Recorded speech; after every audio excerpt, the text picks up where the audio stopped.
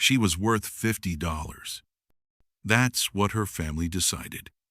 And when they came back years later, desperate, broken, begging for help, what she did next? They never saw it coming. But before we get to that moment, we need to go back to the beginning, to the night she stopped being a daughter and became a transaction. Her name was Isabella Quinn. Born on a stormy night in rural Alabama, she came into the world crying louder than the thunder. Her mother, Lorraine, was only 18. Her father, Paul, was already halfway out the door. They lived in a broken-down trailer, surrounded by empty bottles and even emptier promises. But Isabella didn't know she was unwanted. Not until the night she was sold. It wasn't a dramatic auction. There was no paperwork, no judge, no courtroom. Just a handshake, a whisper in the dark, and $50 passed under the table. The buyer? A woman named Martha Lee. On paper, she was a retired nurse. But the locals whispered she ran a rehab house for troubled girls. A place where no one asked questions. Especially not about where the girls came from. I remember the way she looked at me, Isabella would say years later. Like I was livestock. Not human, just property.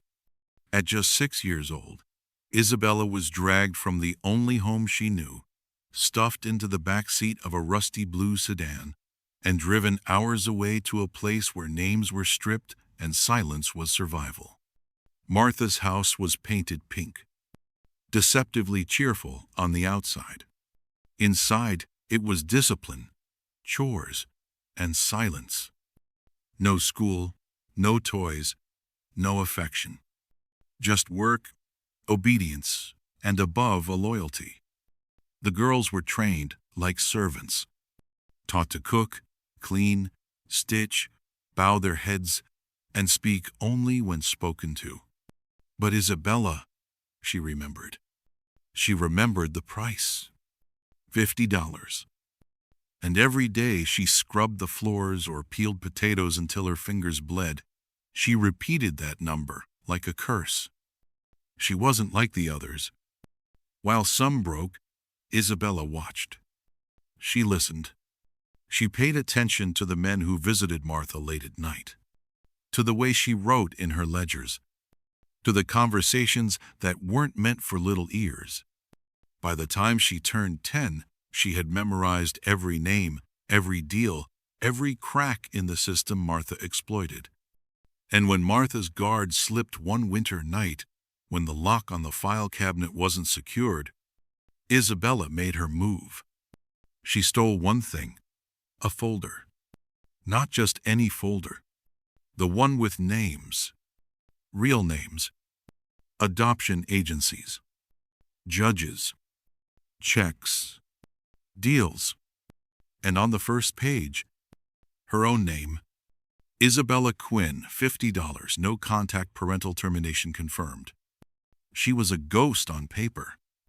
Legally erased. But ghosts, as we know, don't always stay dead.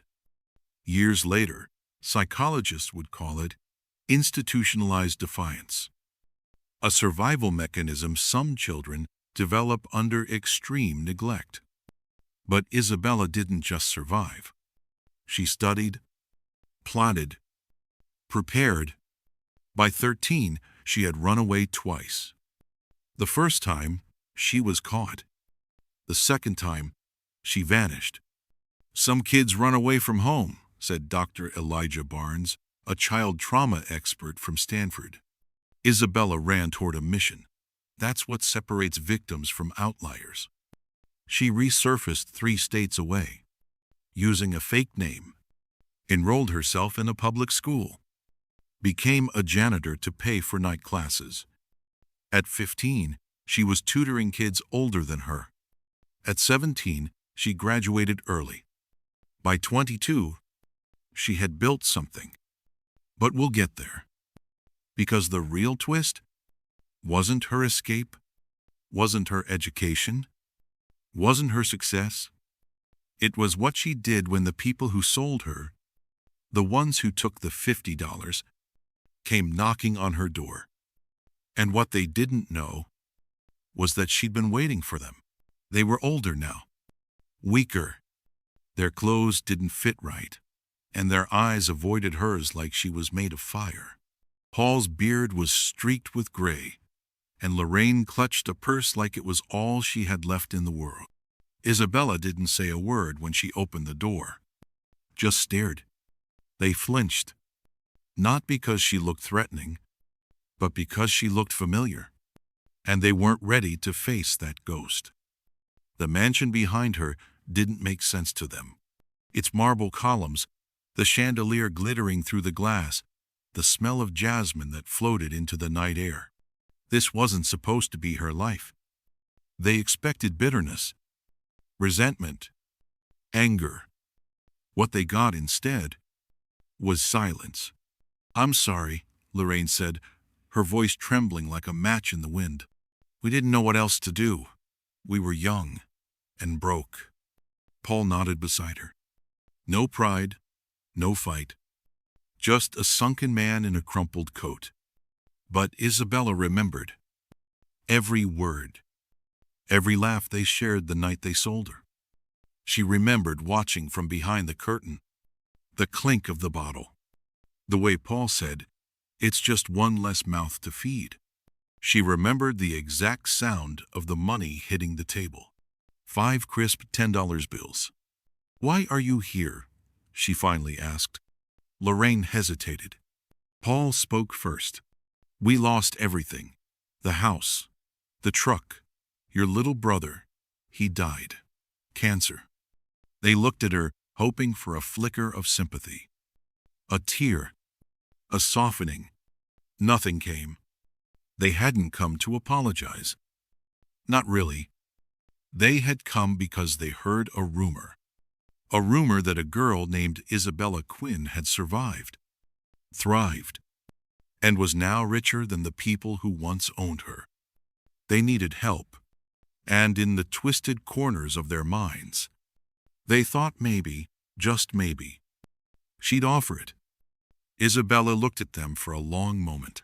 Then she said something that neither of them expected. "You can stay in the guest house." The guest house. It was 900 square feet, larger than the trailer she'd been born in. Furnished, warm, clean, stocked with food. It even had a television and books. They wept. They thanked her. Lorraine called her an angel. Isabella didn't respond. She just handed them the key. But here's what they didn't know. The guest house had cameras. And every night Isabella watched them. Watched the way they moved, the way they whispered, the way they started taking things from the main house, little things at first. Soap, towels, then food, then wine, then money. They thought she didn't notice.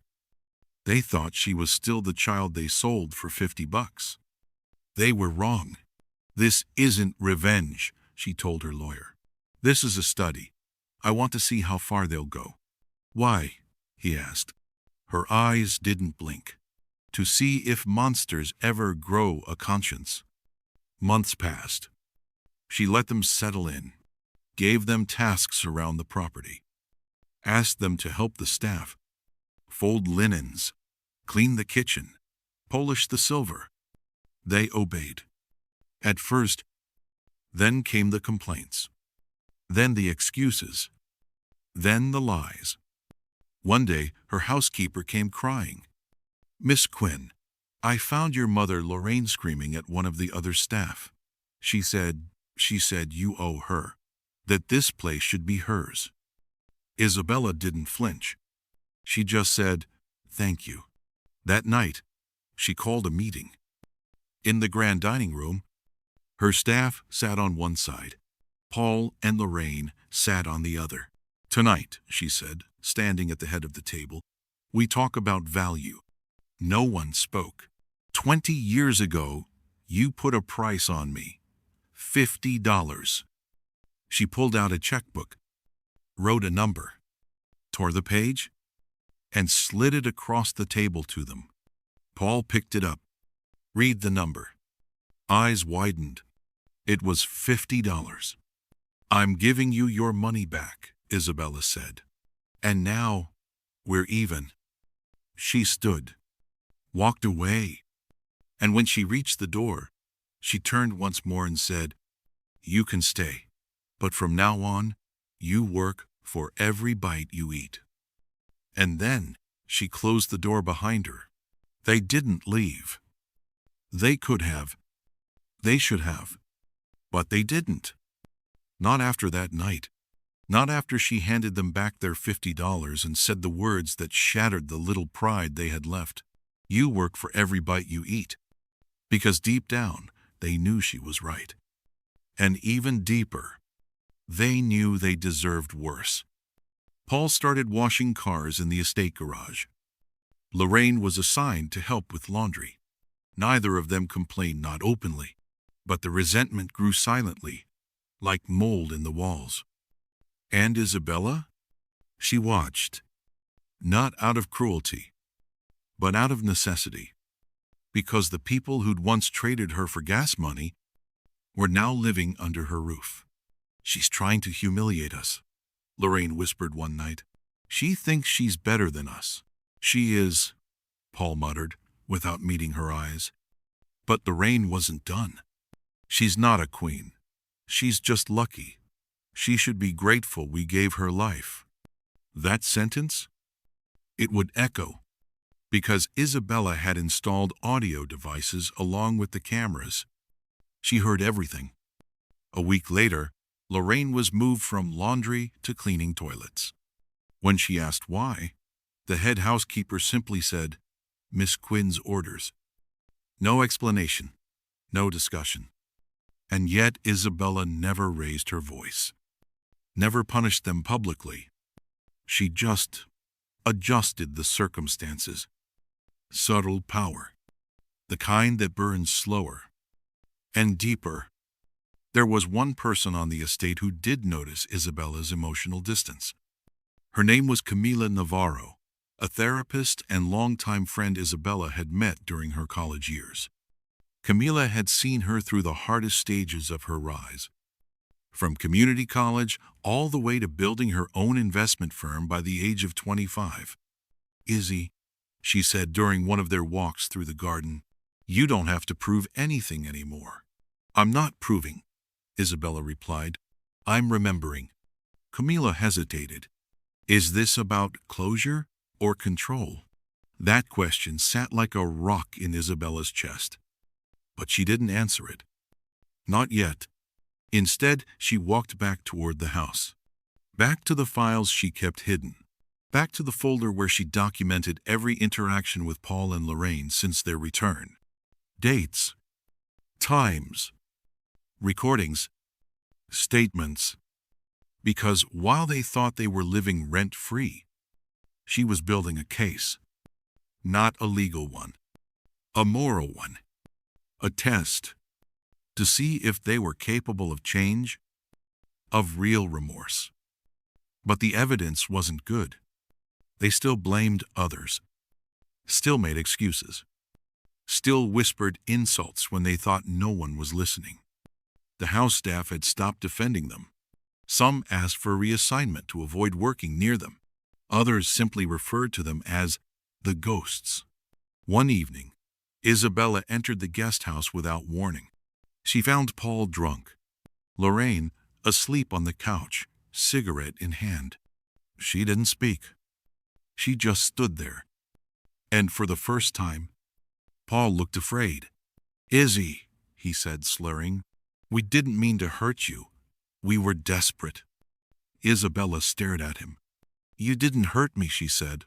"You shaped me." He blinked. Didn't understand. She leaned closer. "You built the fire. I became the flame." Later that night, she reviewed the latest footage. In one clip, Lorraine was in the kitchen, pocketing jewelry from a staff member's coat. In another, Paul was outside, selling estate tools to a man in a pickup truck.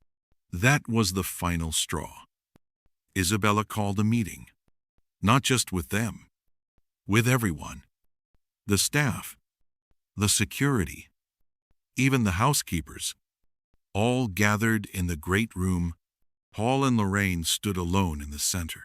She played the footage on a large screen. No one spoke. No one needed to.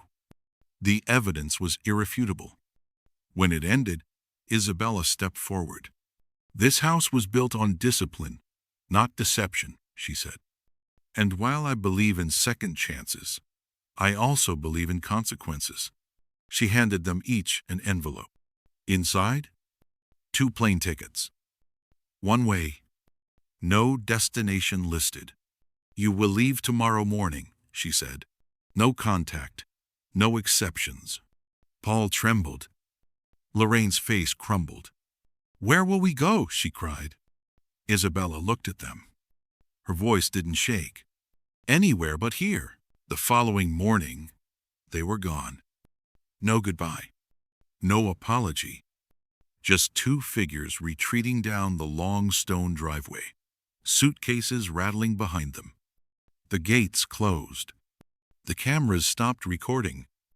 And Isabella, she didn't watch them leave. She sat in her study instead, sipping her tea, watching the steam rise like the years of pain evaporating. Slowly, finally, the staff breathed easier. The house felt lighter. Even the flowers in the garden seemed to bloom brighter. But inside Isabella, there was no celebration, no relief, just quiet. Because when you spend your life building walls to survive, freedom doesn't feel like peace. It feels like empty space. Camila came by that afternoon, brought lavender cookies and questions. "They're really gone?" she asked. Isabella nodded. "Good," Camila said. "Now you can breathe." But Isabella wasn't smiling. She stood by the window, watching the wind carry leaves across the lawn. "I thought I'd feel triumphant," she admitted. "But all I feel is tired." Camila didn't push. She just sat beside her, like a friend should. In the weeks that followed, Isabella returned to work. She met with her advisors, signed off on new investments, approved the construction of a second shelter for at-risk girls. Because while the world knew her as the CEO of Quinn Capital, behind closed doors, she was building something far greater, a safe haven for the children society forgot, just like she had once been. That winter, she visited one of the homes anonymously. A little girl named Nora ran up to her, arms wide, sticky with glue and glitter. "Are you the new teacher?" the girl asked, eyes bright. Isabella knelt down and smiled. "No," she whispered, "but I was you once." That night, she wrote a letter. Not to be sent, not to be seen, but to be said. She wrote to Paul, to Lorraine, to the child version of herself. "I'm not angry anymore," it began. "I used to dream about vengeance, about making you crawl, about watching you feel the pain I lived through. But then I realized, you already have. You lost more than you know. Not because I became rich, but because I became whole. I loved you once, and maybe a part of me still mourns what could have been. But I won't carry your shame anymore. That belongs to you." She folded the letter, burned it, watched the flames turn her words to ash. Not because she hated them, but because she was done keeping them. Months later, a reporter reached out, wanted to write a story about her rise from abandoned girl to billionaire boss. Asked for a quote. She gave them 5 words. "I wasn't rescued. I rebuilt." The article went viral.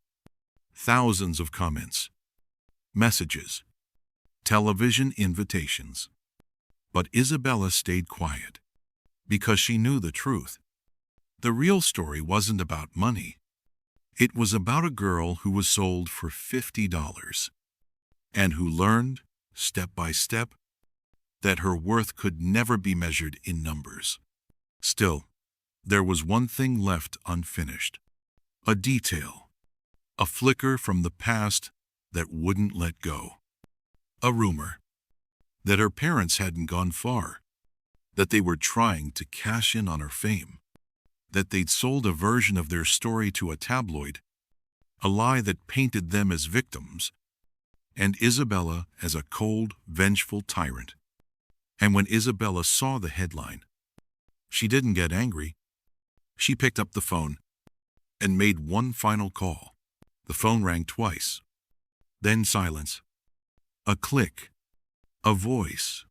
"This is Lorraine." Isabella paused. Not because she doubted, but because she wanted her voice to be steady. "This is Isabella," she said. The line went dead for a second, like even the phone itself couldn't believe it. Then, Izzy? It was the first time in over 2 decades she had heard her mother say her name. "I read what you said about us," Isabella continued. "You're selling lies now?" Lorraine sighed. A tired, wheezing sound that held no regret. "We needed the money," she said. "You've got plenty." That answer was expected. Exactly the kind of justification Isabella knew was coming. So she cut straight to it. "You made me invisible once," she said. "Now, you want to paint over my story? We just told our side." "There's only one truth," Isabella said, "and it doesn't belong to you anymore." There was a long pause. Then Lorraine asked, "Why did you call?" And Isabella, calm as the tide before a storm, replied, "To let you know this is the last time you'll ever hear my voice." Click.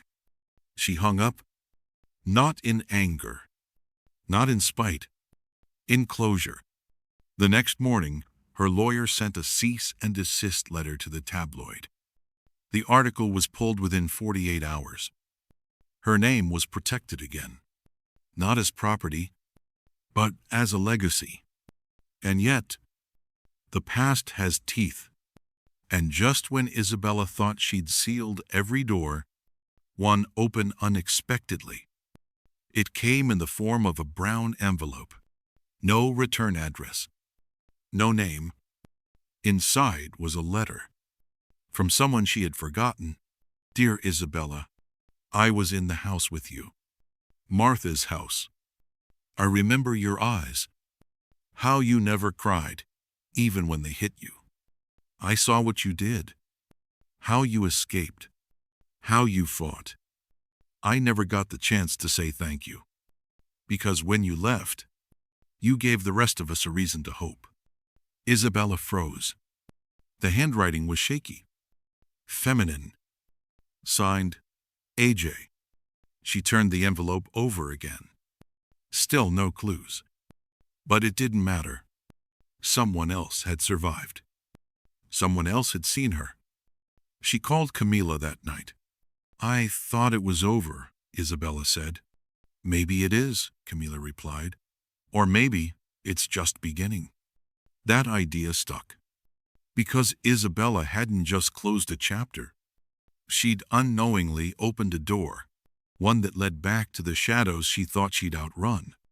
Not for vengeance, not for pain, but for truth. And if there were others girls like AJ, still living with scars and silence, then Isabella had one more mission to complete. She pulled out the old folder, the one she had once stolen from Martha Lee's cabinet. She flipped through the names, the numbers, the codes. Some were redacted. Others were smudged. But one thing was clear. This wasn't over. She hadn't just escaped the system. She had infiltrated it.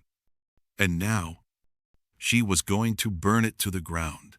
The folder was old, the pages yellowed and creased at the edges, but each one pulsed with buried history.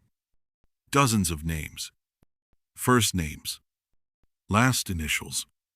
Some were marked with dollar amounts. Others had dates, notes in strange shorthand, or locations written in faded ink. Most terrifying of all, some had no exit, just a number and silence.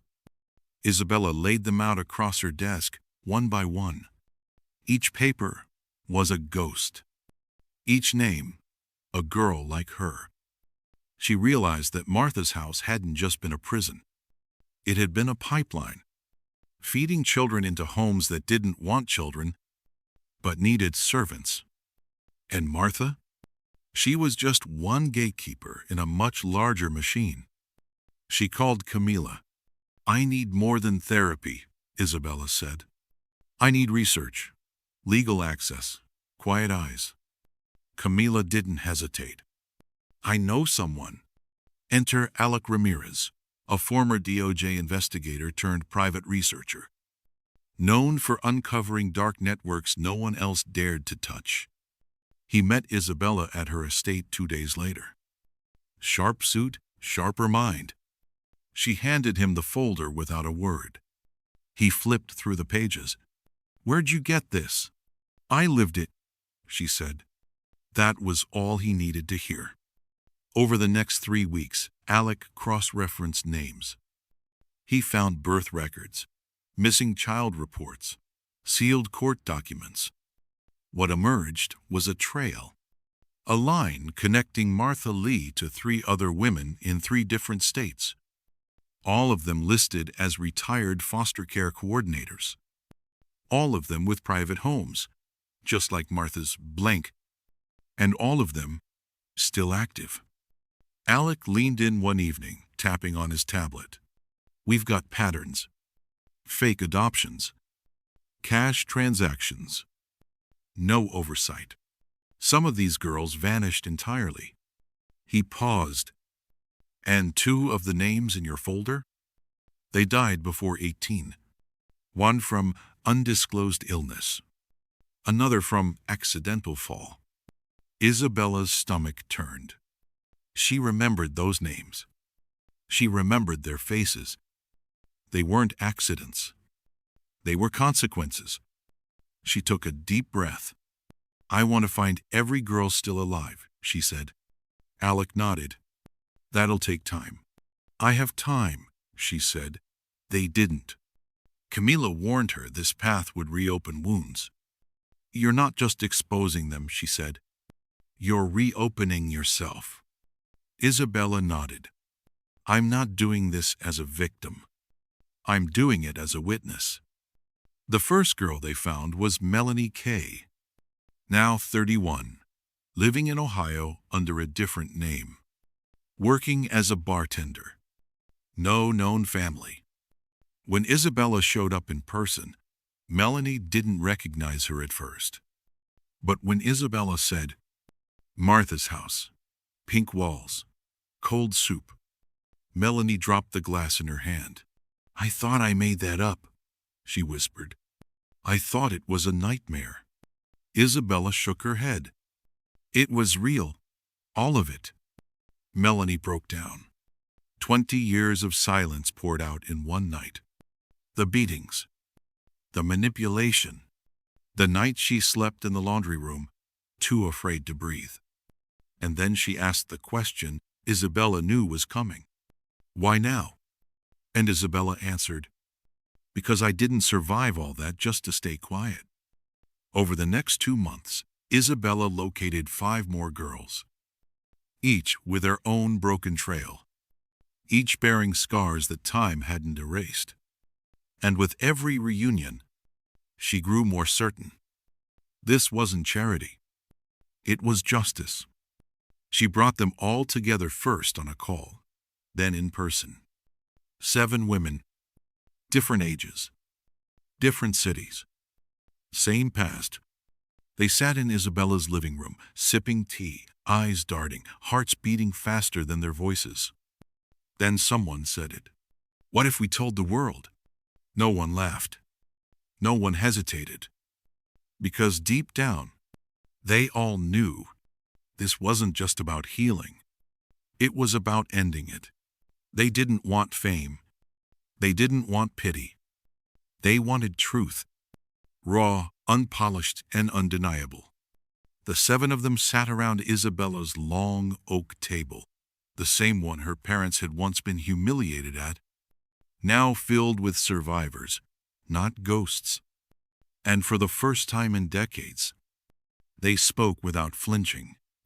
Each of them shared a piece of the puzzle. Abigail had been sent to a summer camp that never ended.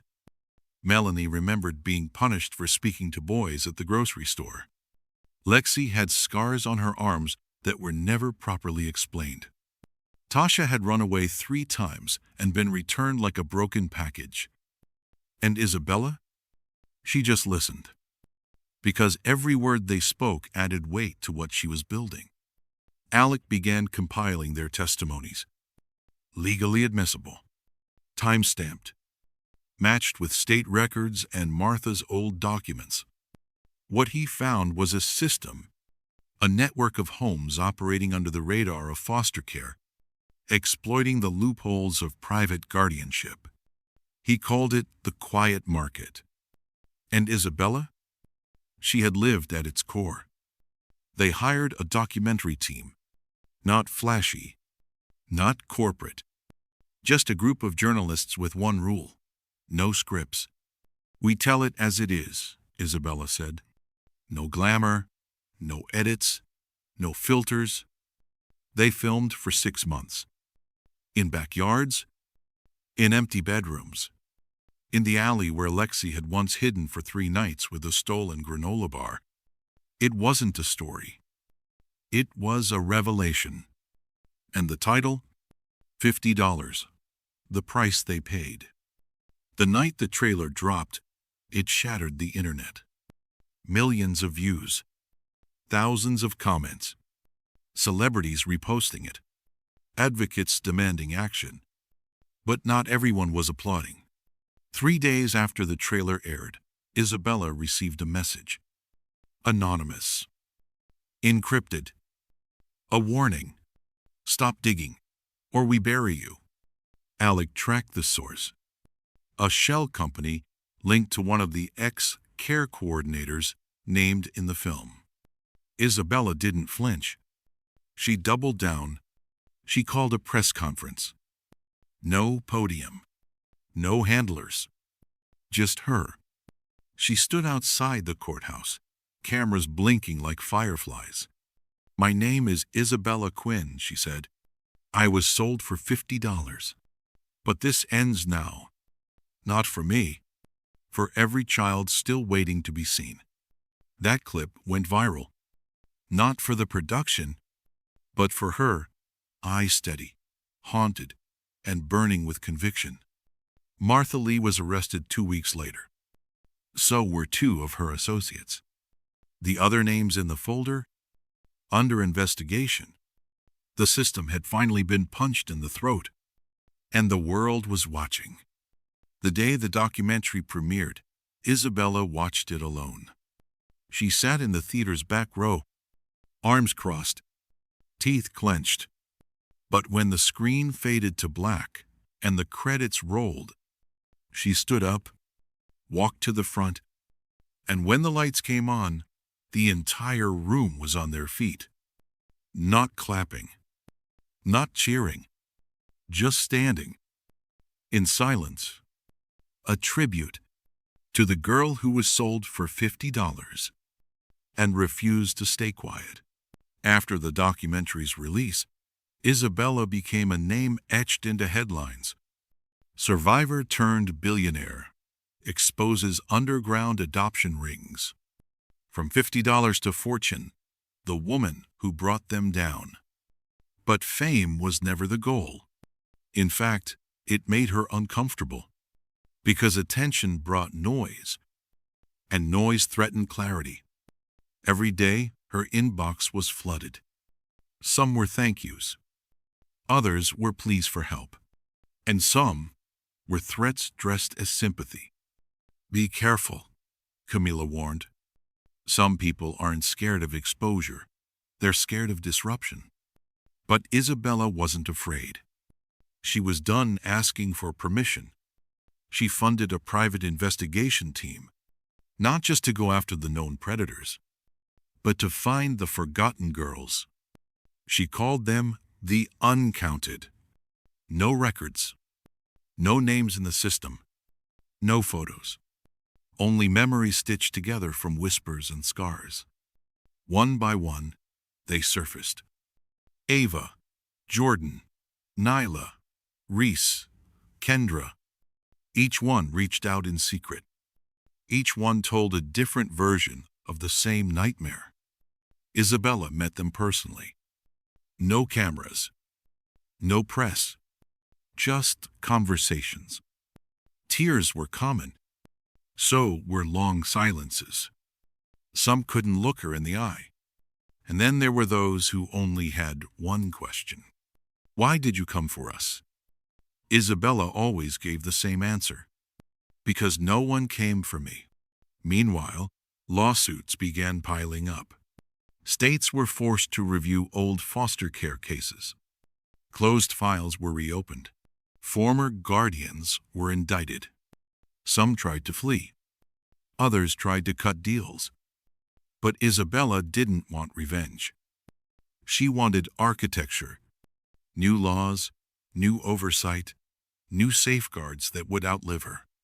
Alec testified before Congress. Camila published papers on trauma-born resilience using Isabella's case, with consent, as a breakthrough example. And Isabella? She kept building. She converted her estate's guest house, once the place where Paul and Lorraine were temporarily housed, into a trauma recovery center. It was symbolic. A place once filled with secrets and manipulation, now transformed into healing.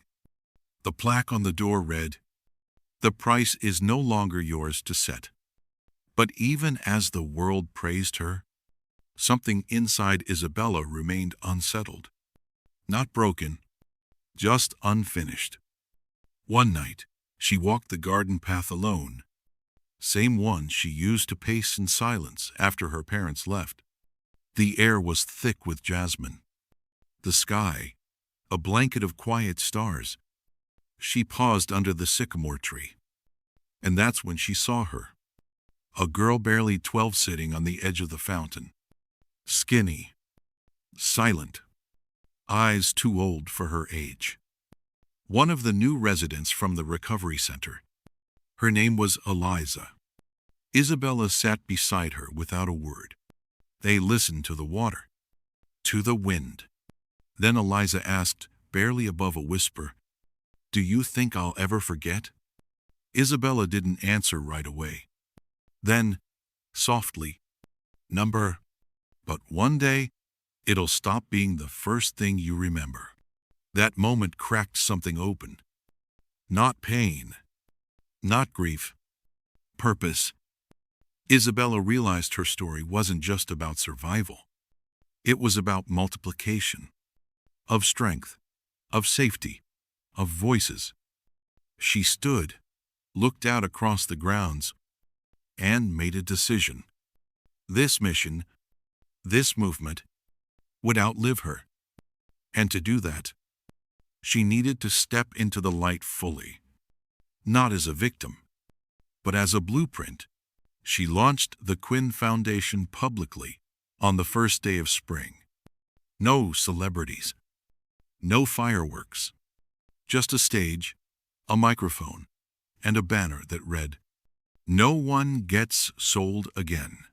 The announcement was streamed globally.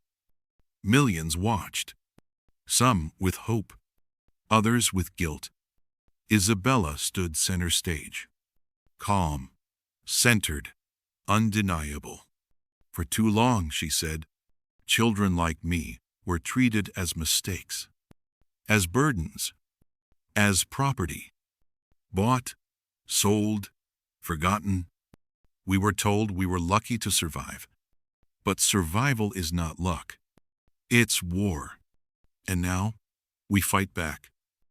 The Quinn Foundation would provide legal representation for forgotten cases, housing for survivors aged out of the system, therapy and mentorship by survivors, for survivors, training programs to rebuild confidence and skills, investigative funding to expose remaining shadow networks, but perhaps the most powerful initiative? The Witnesser CLIA private registry where victims could name the places, people, and systems that failed them. Anonymous at first, but not forever. Because once a name appeared enough times, it would be investigated. Within the first month, over 3,000 entries were submitted. Stories, photos, coordinates, and dozens of survivors who had never spoken out before now had a voice. But not everyone was celebrating. Some government agencies began distancing themselves. Former foster homes lawyered up. Media outlets were pressured to stop coverage. And yet, the public didn't back down. They demanded justice. Because the story wasn't just Isabella's anymore. It belonged to everyone who had ever been silenced. Then one night, a letter arrived, hand-delivered. No return address. She opened it carefully. Inside was a single line. There are more, in places you haven't looked. Attached was a list. 6 locations, all private residences, all still operational. And at the bottom, a signature. A.J. The same girl who had once written the first anonymous thank you note. Now she was sending a map. Isabella met with Alec and Camila that same night. This could be dangerous, Alec warned. They're protected. And some of these places, they're not in the U.S. Exactly, Isabella replied. That's why we go. The mission had evolved. What began as one woman reclaiming her name had become a network of survivors dismantling an empire of silence. And now it was time to take it global. Because what they discovered next would make even Isabella question everything she thought she knew about the system that sold her. The first address on the list led them to a quiet suburb in Ontario, Canada. An ordinary house. White siding. 2-story. A swing set out back. But inside, 3 girls under 16. No legal guardianship papers. No enrollment in school. No explanation. The woman claiming to be their aunt was arrested within 24 hours. And just like that, the list was real. The second house was harder. Rural Guatemala. An isolated structure surrounded by farmland and guarded by men with rifles. But Isabella had learned to navigate danger. Alec coordinated with local NGOs. Isabella funded their extraction. The operation rescued 5 more girls, none with birth certificates, all trained to work the fields in silence. And one of them, no older than 12, whispered something that broke the team's hearts. Do we belong to you now? Isabella knelt, looked her in the eyes, and said, You belong to no one. Word began to spread. Whispers of a woman unearthing buried crimes, of a network being exposed. Some called her a hero, others a threat, and some a target. A week later, her estate was breached. No one was harmed, but her bedroom was torn apart. Drawers emptied, files missing, the safe left open. Only one thing had been taken. The original folder, the one from Martha's house, the one that started it all. The message was clear. Back off. But Isabella didn't. She doubled security, encrypted all files, backed everything into a new cloud system hosted offshore. Then she made another announcement. This time from a secure location. You can break into my home, but you can't erase the truth. Try me. The remaining locations on AJ's list revealed more horrors. a locked basement in southern Italy with two mute sisters, a shipping container near Bangkok rigged as a sleeping barrack, a boarding school in rural Mississippi with forged student files, and finally, a luxury estate in Switzerland with staff trained to speak only in code. Every case added fuel to the fire. The Quinn Foundation launched an initiative called Project Echo. Its goal: to identify, rescue, and reunite girls caught in invisible trafficking rings disguised as private care. Each case was handled with absolute confidentiality. Each rescue was a war. And yet, Isabella kept going. Until one day, a message reached her. From AJ herself. It read, "There's one more place. The beginning. You need to go back." Attached was an image. Martha Lee's house. Still standing. Abandoned. Pink walls faded by time. A ghost waiting. Isabella hadn't been back since she escaped. But the pull was undeniable. She booked the flight. Alone. Camila objected. Alec offered to send a team. But Isabella knew. Some doors must be closed by the one who walked through them first. As the plane lifted off, she stared out the window. Not with fear, but with fire. Because this wasn't a visit. It was a reckoning. And what she would find inside those walls would unravel the final secret behind her sail, a truth even she wasn't ready for. It looked smaller now. The house that once swallowed her whole, with its faded pink paint and sagging roofline, stood crooked at the edge of a forgotten Alabama road, as if even time wanted to leave it behind. Isabella stepped out of the car. The gravel crunched beneath her boots. The air was thick with humidity and memory. This was where it all began. The front door creaked open without resistance. No locks. No alarms. Just silence and the smell of old wood and rot. Every step she took echoed. The floorboards moaned beneath her weight, as if remembering her. To the right, the living room, where the girls once sat in a line, hands on knees, waiting for instructions. To the left, the kitchen, where cold soup was served as both meal and punishment. And straight ahead, the hallway, the place she had walked down, terrified. After hearing her name whispered like a curse, she opened the first door. The bunk room. Still there. Metal frames rusted, mattresses rotted. A single shoe lay in the corner. Tiny, pink, untouched. She touched the wall. There, scratched into the paint, was her name, Izzy. A piece of her, fossilized in fear. The second room was Martha's office. Dust layered everything, but the furniture was intact. A desk, a locked cabinet, a wall safe pried open, empty. But in the drawer, taped to the underside, was a plastic bag. Inside, photos, papers, and a USB drive. She took it all. Later, in her hotel room, she opened the files. What she found changed everything. The USB contained recordings, conversations Martha had secretly taped over the years. One file stood out, labeled Q Parent Call 2003. She played it. A man's voice, tired, slurred. "You sure you'll take her?" Martha, 50, no returns. Man, she cries a lot, won't stop asking for her mom. Martha, she won't be asking long. A beat. Then another voice, a woman's.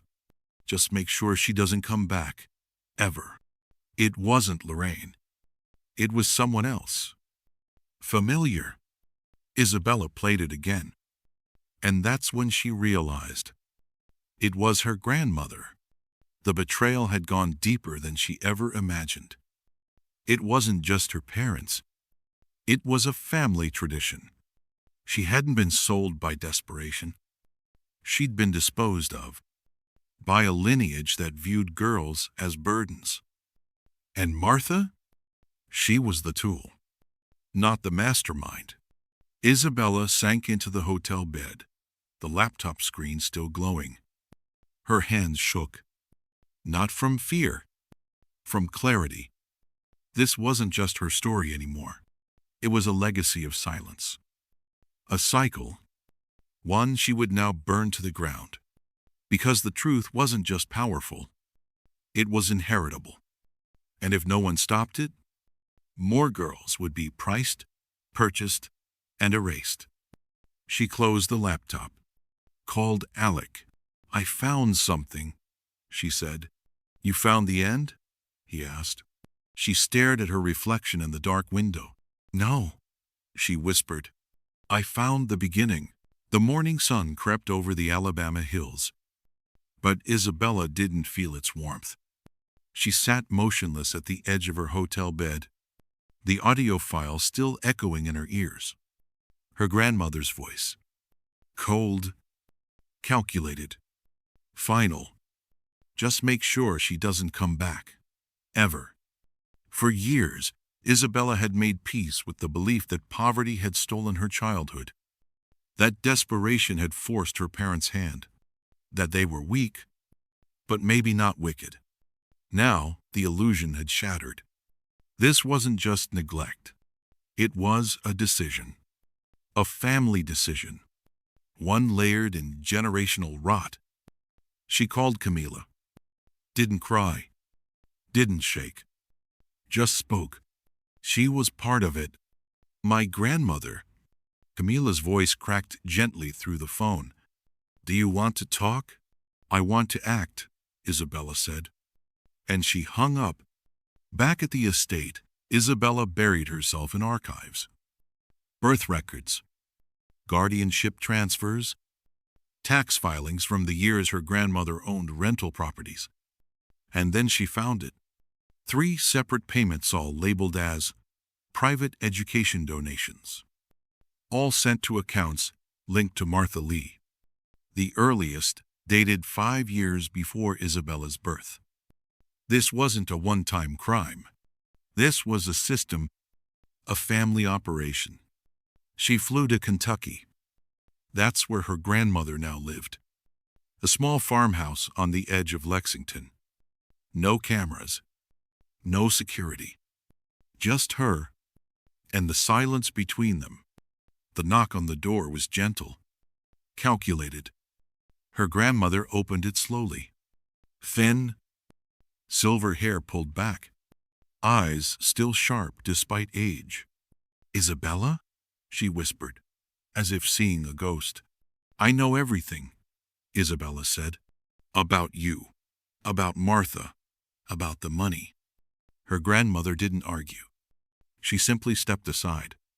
They sat at the kitchen table. No coffee, no apologies. Just truth. "I didn't hate you," the old woman said. "You were just inconvenient." There it was.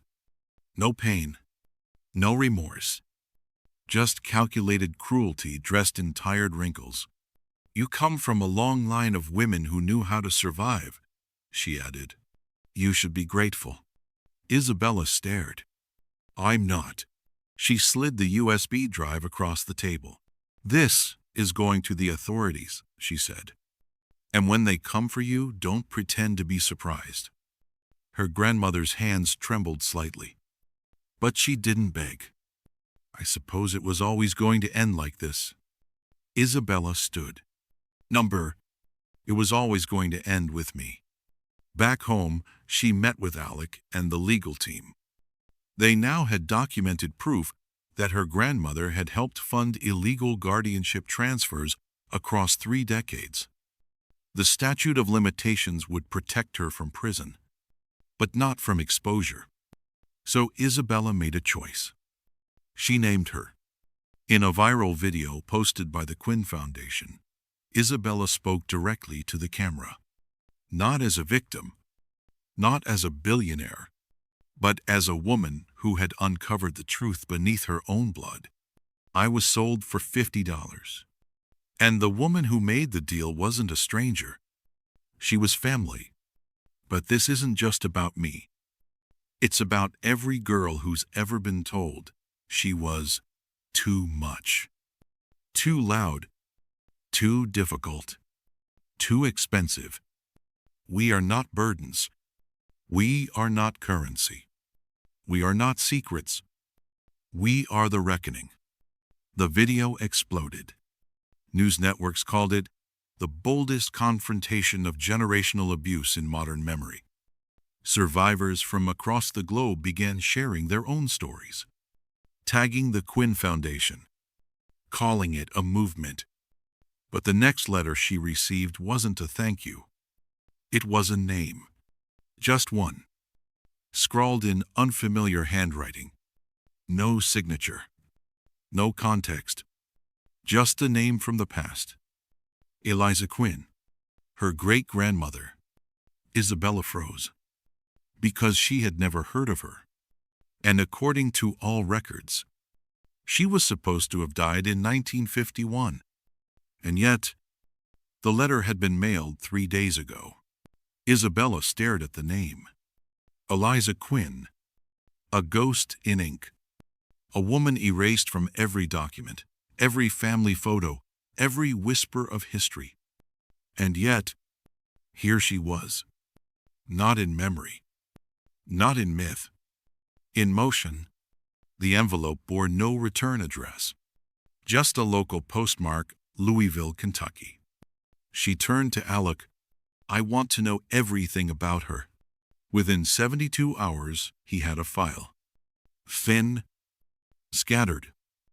Too many blanks. But just enough to know Eliza Quinn hadn't died in 1951.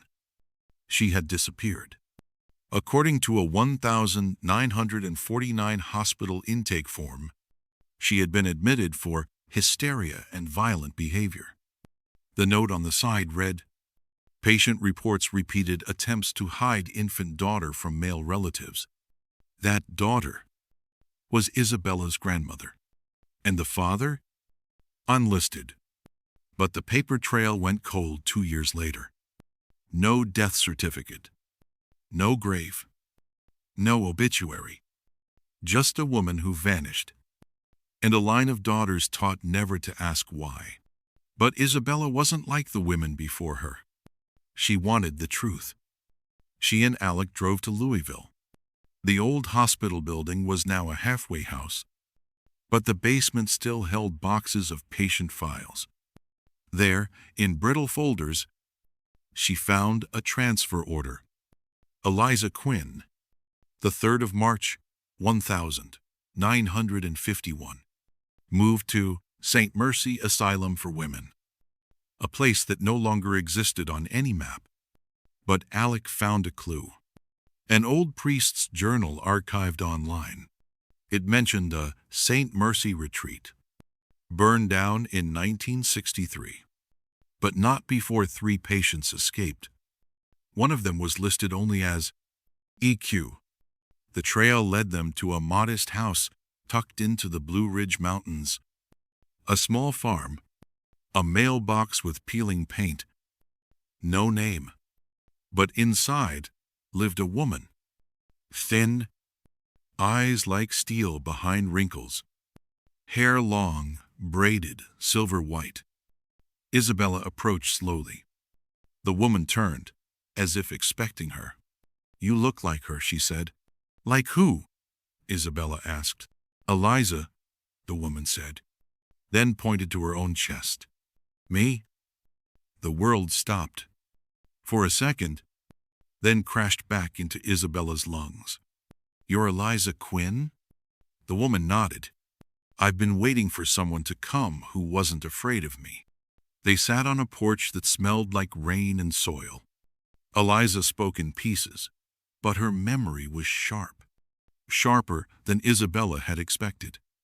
She told of abuse, of being silenced, of a pregnancy she tried to hide, of being institutionalized not for illness, but for defiance, and how she ran, vanished, cut ties, watched from afar as her daughter Isabella's grandmother was raised by the same men who once hurt her. I thought if I stayed away, I could stop the cycle, Eliza said. But it grew louder in silence. She paused. I heard about you, heard what you've done. Then she reached under the chair cushion and pulled out a small wooden box. Inside were photographs. Young women. Familiar faces.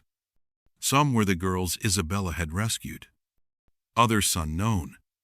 And one photo showed Martha Lee, standing beside Eliza's daughter, smiling. You knew Martha? Isabella asked, breath shallow. I knew her before she changed her name, Eliza replied. She wasn't just part of the system. She learned it from my husband's side. She was family. Everything snapped into place. This wasn't just a criminal network. It was a dynasty of silence, woven through generations, cloaked in respectability, passing down trauma like inheritance. And now, it ended. Eliza handed Isabella one last letter, unopened, addressed to the last Quinn woman to break the chain. Isabella opened it that night. Inside was a note in Eliza's handwriting. What they buried in blood, you uncovered in truth. Finish what I ran from. Isabella returned home changed. Not shattered. Not bitter. Focused. The chain was no longer a curse. It was a mission. And the final blow would come, not in silence, but on a stage the world couldn't ignore. She stood behind the curtain, the world waiting on the other side. An arena filled with thousands, survivors, advocates, leaders, cameras from every continent. The first global summit on generational abuse and hidden trafficking, hosted by the Quinn Foundation. Isabella hadn't written a speech. She wasn't here to perform. She was here to end it. Alec nodded from the front row. Camila stood beside a group of rescued women. And backstage, Eliza watched from a monitor, hands folded over the letter she once feared would never be read. The lights dimmed. Her name was called. Isabella walked onto the stage, not as a victim, not as a billionaire, but as the living evidence that a girl sold for $50 could burn down an empire built on silence. She paused at the podium. The room held its breath. And then, softly, I am Isabella Quinn, and I was the last girl in my family to be sold. You could hear hearts break. Some cried. Some clenched fists. Some just stared paralyzed by the weight of those words. But today, she continued, I become the first to break the chain. Not in secret, not in shame, but out loud, so that every woman, every girl, every silenced soul knows one thing. You are not forgotten. You are not for sale. And your pain is no longer your burden alone. A standing ovation followed, not for her success, but for her war, for surviving, for exposing, for refusing to be buried in their guilt. After the summit, Isabella released everything. The folder, the tapes, the maps, the names, a full open-source archive, public, protected, irrevocable. The internet called it the Reckoning File, and within hours, it became the largest survivor-driven data release in history. Former officials resigned. Warrants were issued.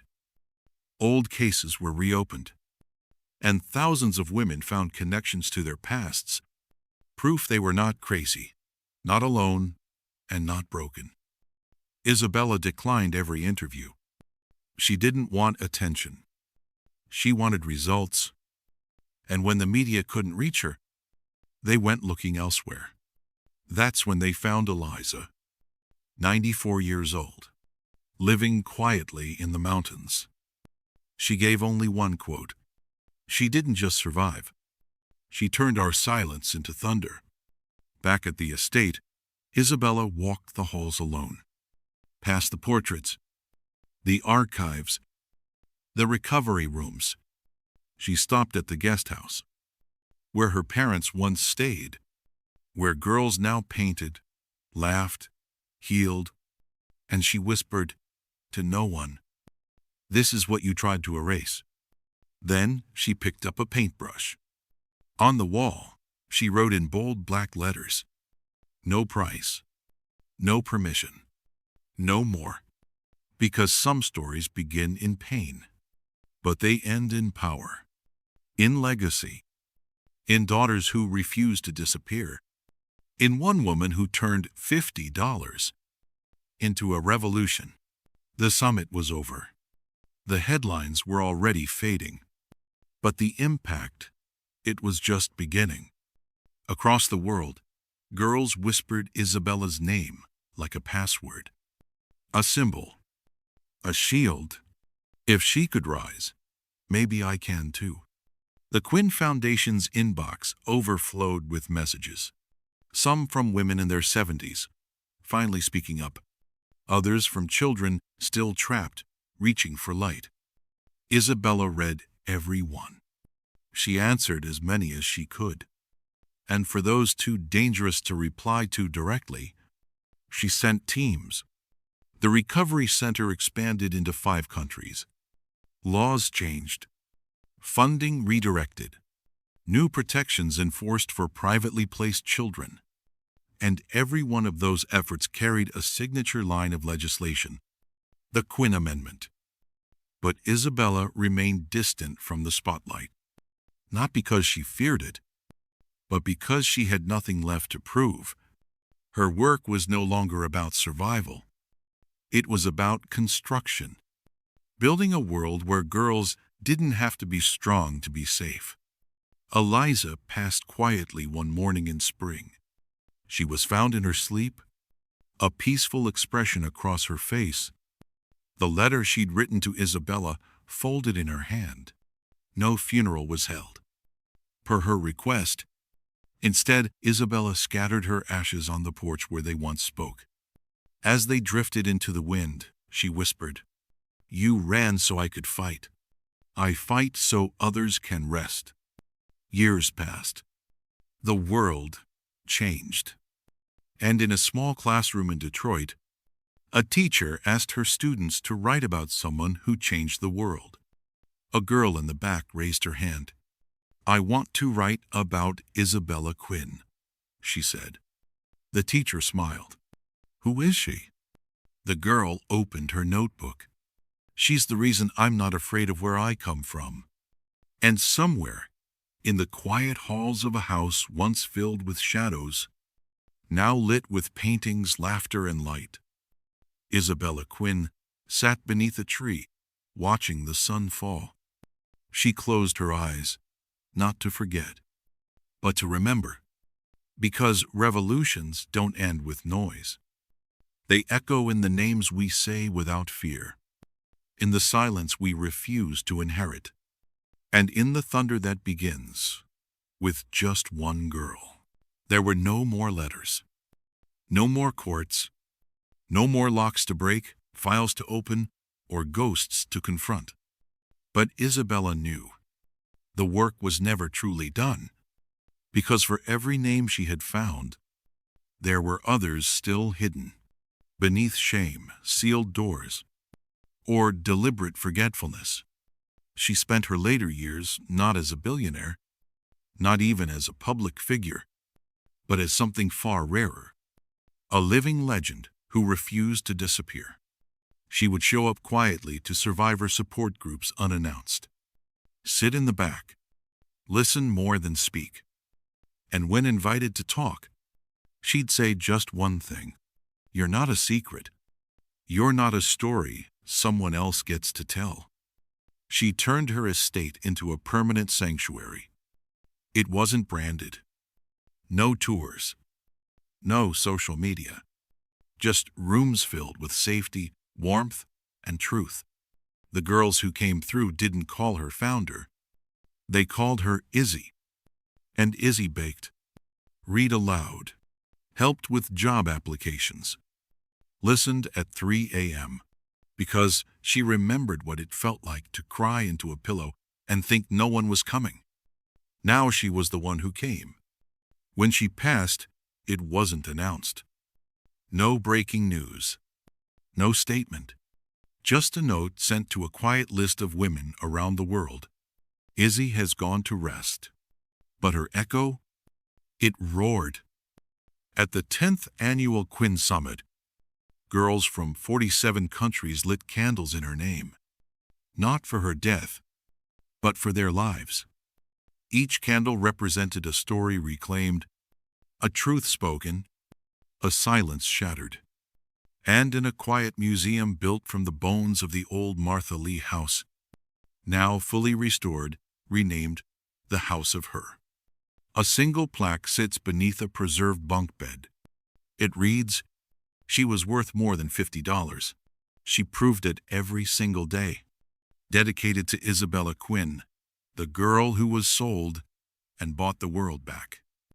And somewhere, in the wind that moves through the trees above that house, if you listen closely, you'll hear it.